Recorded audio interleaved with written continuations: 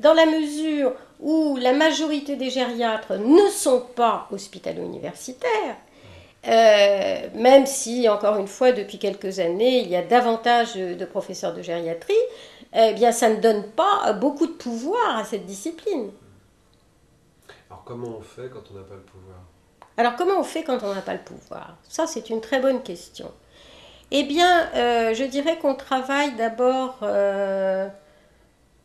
on travaille en équipe, on travaille avec les gens qui sont là, on travaille avec le personnel, on, on essaye de donner autre chose, un plus.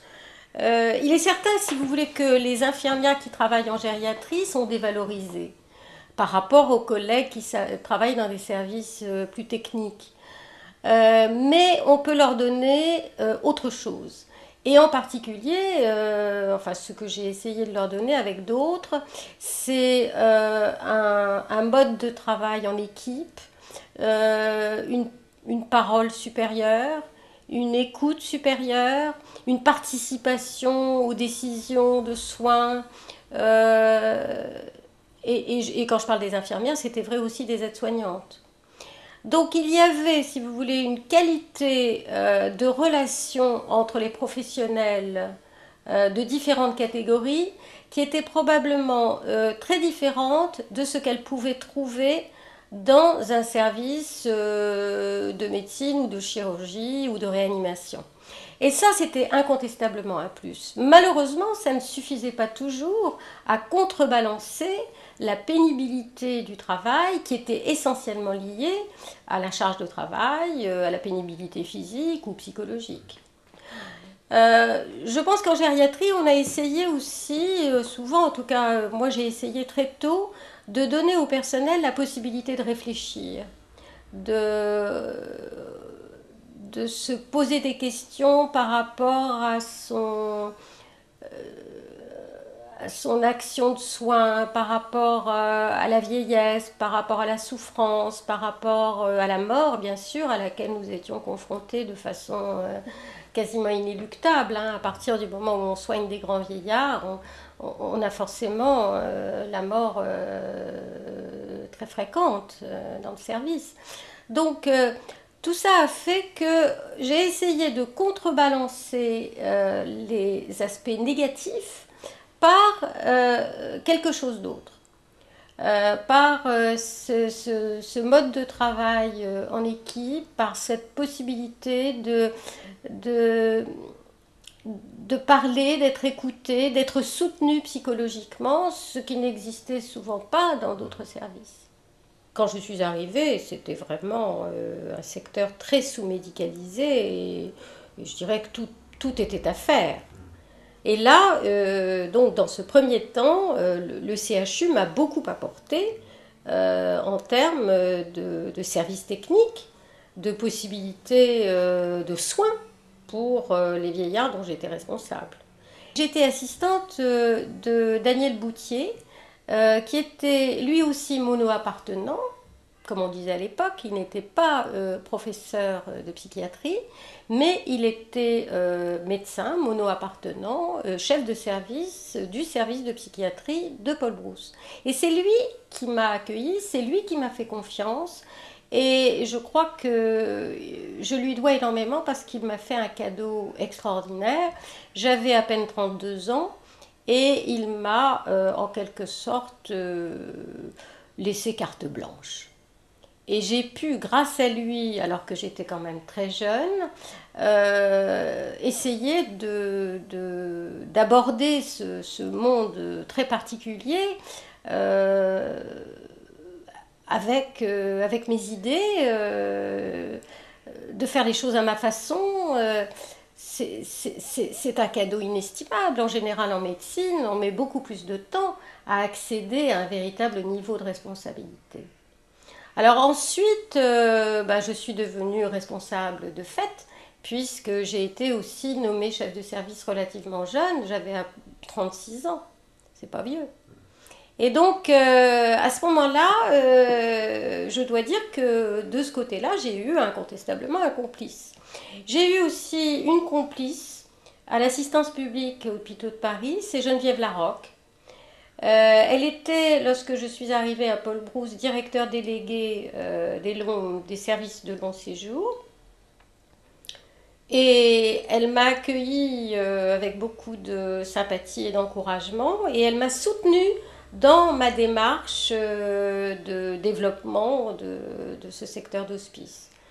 Euh, Ce sont des gens qui ont joué un rôle de soutien à mes yeux. C'était des gens que j'estimais et leur regard a été pour moi très précieux. Mais je dois dire aussi que j'ai été soutenue par les soignants parce que j'ai vu tout de suite que ce que je leur proposais, euh, comment dirais-je,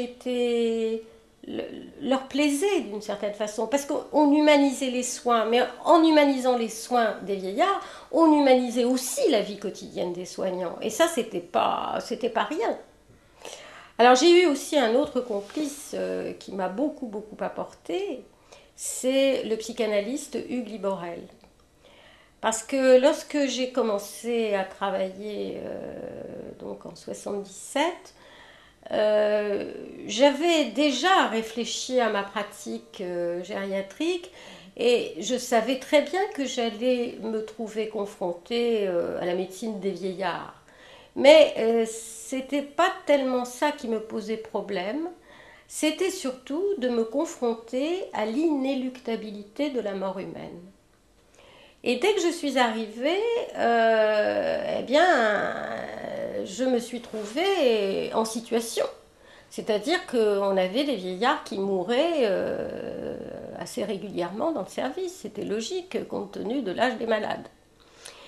Et j'avais la chance de connaître les travaux d'Elisabeth Kubler-Ross sur la psychologie des mourants d'une part, et d'autre part les travaux anglais sur le contrôle de la douleur de Dame Cicely Saunders et du Saint-Christopher. Mais à l'époque en France, nous étions en pleine période de tabou hospitalier par rapport aux questions de la mort. Il était impossible de parler de la mort en réunion d'équipe à ce moment-là, parce que j'ai bien essayé, mais il y avait un blocage. On ne pouvait pas parler de la mort. Et à ce moment-là, j'ai eu une grande chance. J'avais un ami psychanalyste, Hugues Liborel, et il m'a proposé, ou je lui ai demandé, je ne sais plus très bien, mais en tout cas, le fait est qu'il est venu nous aider à réfléchir en groupe sur ces questions. En réalité, on n'est pas resté très longtemps à l'intérieur de l'hôpital parce que ce groupe était mal toléré. Et nous nous sommes retrouvés ensuite pendant une année entière au domicile du psychanalyste, c'est-à-dire hors de l'institution. Et nous sommes revenus dans le service un an plus tard. Et c'est ce travail de réflexion sur la confrontation à la mort de nos malades, sur notre propre angoisse de mort, sur le deuil, sur la souffrance, etc., qui, peu à peu, nous a permis d'élaborer des comportements de soins qui étaient différents, bien sûr, de ce que l'on faisait antérieurement. C'est-à-dire, antérieurement, vous savez, on fuyait les malades, ou bien on s'acharnait, ou bien on les euthanasiait carrément. Donc là, on a commencé à mettre en pratique les leçons des anglo-saxons. Et on a pu commencer à accompagner des malades âgés en fin de vie en vertu de ces enseignements à la fois psychologiques et médicaux. Très vite, on a eu des gens qui se sont intéressés à ce qu'on faisait, qui sont venus voir, qui sont venus en stage, on a organisé des journées de formation, on a organisé des séminaires, on a reçu un monde fou. Et il y a des quantités de gens qui se sont inspirés de notre expérience pour la diffuser ailleurs. Il y a eu d'autres foyers aussi. À Ivry-Charlefoix aussi, il y a une équipe qui s'est beaucoup investie, un peu après, mais qui s'est beaucoup investie dans ces questions. Et puis il y a eu, bien sûr, l'écriture. l'écriture, c'est un moyen fantastique de diffuser. Et j'avais la chance d'avoir une facilité d'écriture, si bien que très vite j'ai écrit des articles, j'ai écrit un livre qui est sorti en 86 et qui a certainement aidé à diffuser